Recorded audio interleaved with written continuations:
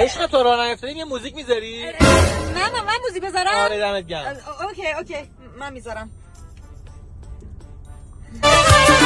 پارسال بهار دست جمعی رفته بودیم زیارت برگشت کرده رادیوم لازم خود بذاری بهتر من گوشی میذارم خرابه بریم.